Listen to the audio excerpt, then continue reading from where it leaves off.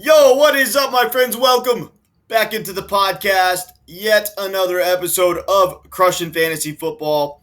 I am Bryce Lockridge, your host of the show. Guys, today I'm going to be giving you my must-start players for the championship series that is upcoming in the fantasy football season. We have 2 weeks left of the regular season in the NFL, so that means championship series for most people. So if you're fortunate enough to still be in your league, I've got some must-start players for you here. And I am going to get right into it, guys. But real quick, if you have not already, go down and hit that subscribe button below. And if you do enjoy my content today, make sure to give me a thumbs up, as likes help my channel tremendously. All right, guys.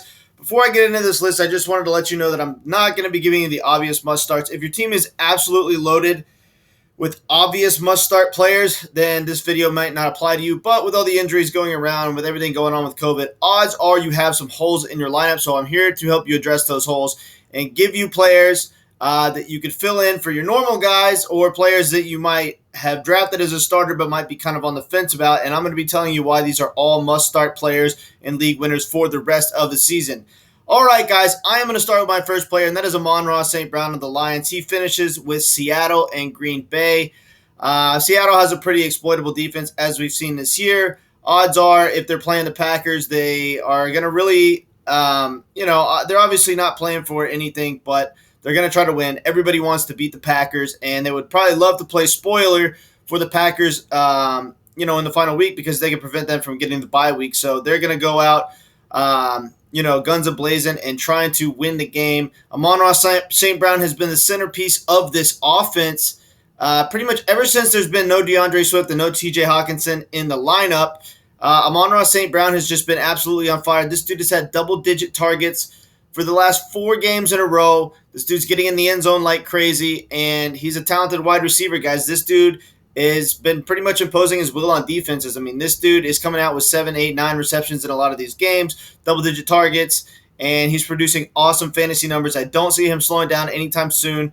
He's probably going to go off against Seattle, and I wouldn't be surprised if he had a big game against Green Bay as well. This dude needs to be started for the rest of the season. Do not have this guy on your bench. Next on my list is going to be Elijah Mitchell, playing up against Houston next week, and then finishing with the LA Rams. Obviously, Houston has a poor defense, especially a pretty bad run defense, so Elijah Mitchell should be able to run all over these guys. Look, Elijah Mitchell has been absolute gold as long as he's been healthy and in the lineup. Obviously, he's been in and out of the season a lot with injuries, but when this dude plays, he gets heavy volume. He's used as a true workhorse running back. He's getting 20-plus carries in most games, 25-plus carries in some games. So the volume is there, the talent is there, the efficiency's been awesome. He's been getting in the end zone.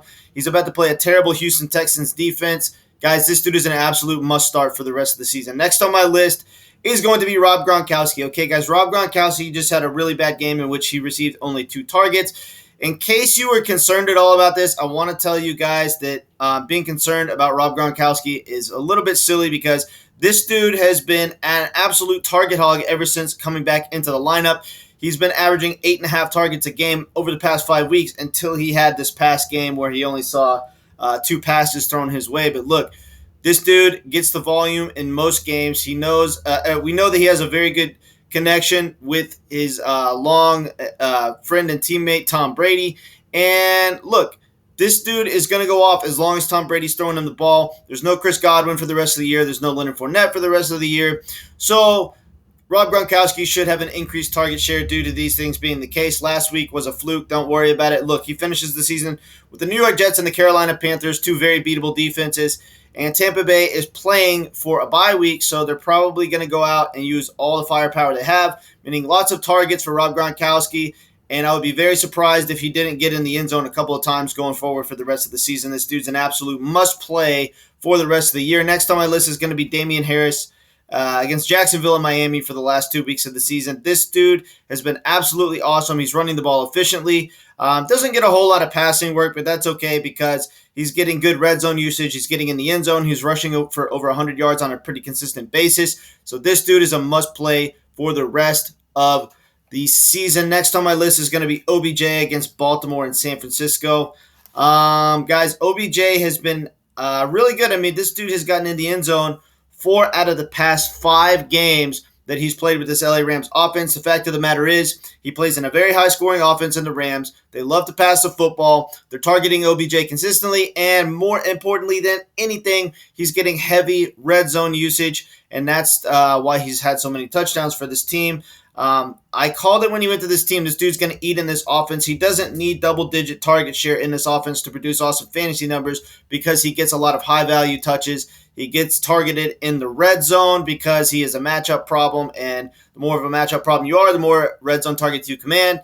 Plain and simple, guys, Odell Beckham Jr. has a very good chance every week to get in the end zone, and we haven't seen the 100-plus yard game yet, but I think it's coming in one of these last two games of the season. Guys, start Odell Beckham with confidence, mainly due to his touchdown upside. Next on my list is going to be Taysom Hill, the one quarterback that I have on this list. Look, finishes with Carolina and Atlanta. Didn't have a good game a week ago against the Bucs. Was out this past week because of COVID, but this guy is shown to be very promising as far as fantasy football is concerned, mainly due to his rushing upside. This dude can run the ball like the best of them, and any dual threat quarterback nowadays is an absolutely dominant fantasy weapon.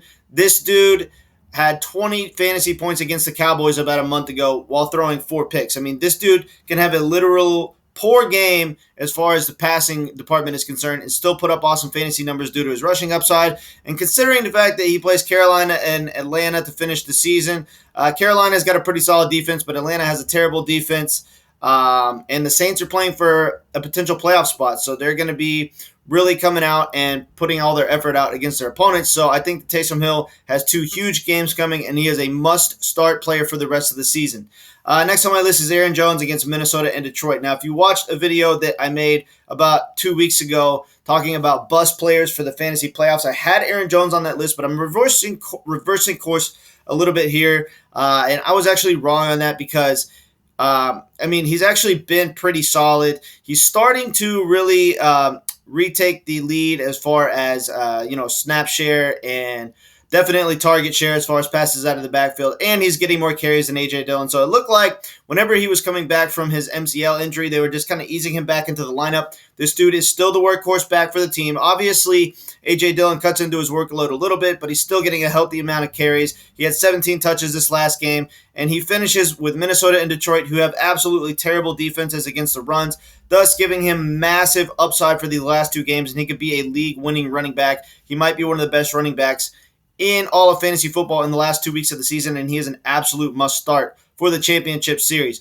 Final player on my list is going to be Kareem Hunt against Pittsburgh and Cincinnati. Guys, Pittsburgh's run defense has been absolutely atrocious. I think that a lot of players that play fantasy are forgetting about Kareem Hunt because we just haven't seen him in such a long time. But look, even running as the backup to Nick Chubb, this dude usually produces awesome fantasy numbers, especially against poor defenses. Look, Pittsburgh is absolutely terrible against the run, and so he should go off this next week, and he's going to be a dominant player for the championship series in fantasy football.